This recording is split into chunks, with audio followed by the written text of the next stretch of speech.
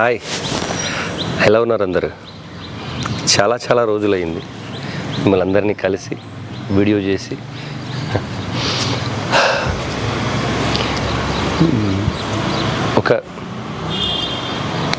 ఒక మంచి వీడియోతో స్టార్ట్ చేయాలని చాలా రోజుల నుంచి అనుకుంటున్నా. సో నాకు ఎందుకో చేయలేకపోయాను. సో ఈరోజు నేను లైఫ్లో చూసిన ఒక ఇండిపెండెంట్ ఉమెన్, అంటే ఒక ఇండివిజువల్గా బ్రతకడానికి ఇష్టపడే ఒక స్త్రీకి సంబంధించి ఒక కథలా చెబుతాను. వీలుంటే చివరి వరకు చూడండి. అనగనగా ఒక ఊరిలో ఒక మధ్యతరగతి కుటుంబంలో ఒక తల్లి, తండ్రి, ఒక అన్న, తను ఉన్న చిన్న కుటుంబంలో ఒక స్త్రీ కోసం మనం మాట్లాడుకుందాం. తనకి చిన్న వయసులోనే ఆఫ్టర్ 10th అయిపోయిన వెంటనే ఒక మంచి వ్యక్తితో ప్రేమలో పడుతుంది. తను ప్రేమించిన అమ్మాయినే తను చేసుకోవడానికి వాళ్ళ ఇంట్లో ఒప్పిస్తాడు. తను కూడా వీళ్ళ ఇంట్లో ఒప్పించి చక్కగా అందరి సమక్షంలో పెళ్లి చేసుకుంటారు. 1 సంవత్సరం వరకు చాలా హ్యాపీగా గడిచిన ఆ కుటుంబంలో సడన్గా తన భర్తకి యాక్సిడెంట్ అయి తను చనిపోతాడు. ఎంతగానో ప్రేమించిన తన భర్త అలా సడన్గా చనిపోవడంతో చాలా బాధకి, చాలా ఇబ్బందికి గురవుతుంది తను. సో తన ఇంట్లో వాళ్ళు కొంతవరకు తనకి సపోర్ట్ చేస్తారు. కొంతవరకు అంటే కొంతవరకే, 1 నెల, మహా అయితే 2 నెలలు తనకి సపోర్ట్ చేసి, నీకేం పర్లేదమ్మా, నేను ఉంటాం, నేను చూసుకుంటాం అని అంటాడు తన అన్నయ్య. అండ్ వాళ్ళ తల్లిదండ్రులు కూడా కాలంతో పాటు తన తండ్రి కూడా కాలం చేస్తాడు.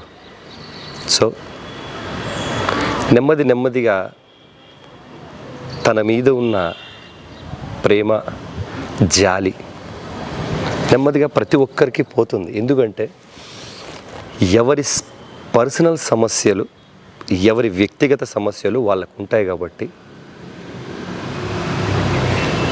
తాను ప్రేమించుకున్నంతగా ఇతరులను ప్రేమించలేము. కాబట్టి నెమ్మదిగా తన చెల్లిని చూడటం అన్నయ్య మానేస్తాడు.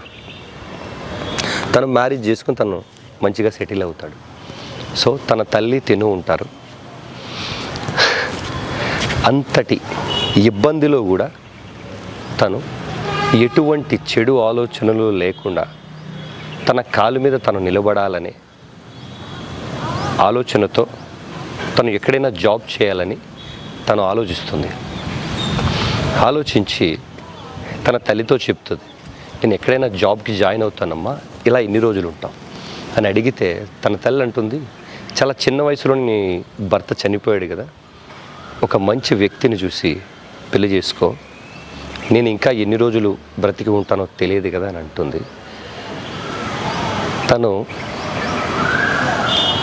ప్రేమించిన వ్యక్తి చనిపోయిన 1 సంవత్సరంకే వేరే వ్యక్తితో ఉండాలని నాకు లేదమ్మా, ఫ్యూచర్లో ఏదైనా మార్పు ఉందేమో చూద్దాం, ప్రస్తుతానికి నేను ఎక్కడైనా పని చేసుకుంటాను అంటుంది తను.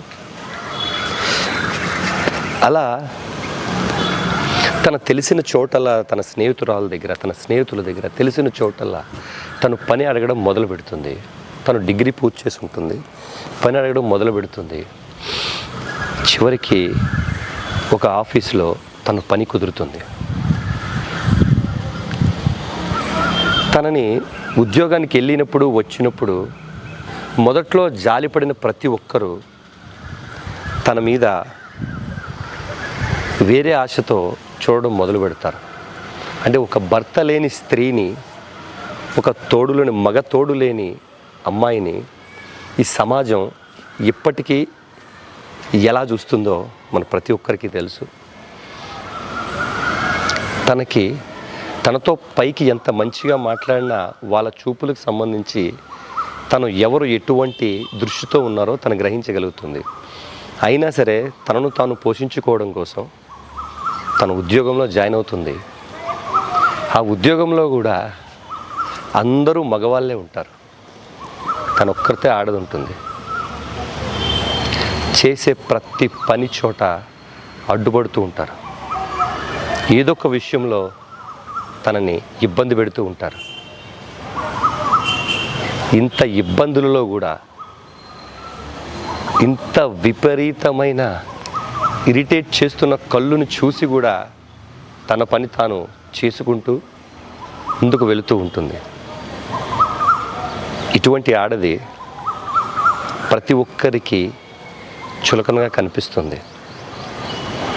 బంధువులకి, స్నేహితులకి, చుట్టుప్రక్కన ఉన్న వాళ్ళకి, ఇంట్లో వాళ్ళకి తను ఏ టైంకి వెళుతుంది, ఏ టైంకి వస్తుంది, ఎక్కడికి వెళుతుంది, ఇవన్నీ కూడా ఎవరికి నచ్చినట్టు వాళ్ళు కథలు అల్లి తన గురించి మాట్లాడుకుంటూ ఉంటారు. సో ఇవన్నీ తెలిసిన తన చెవిన కొన్ని పడినా సరే తను విననట్టుగా తన జీవితాన్ని కొనసాగిస్తూ ఉంటుంది. ఇలా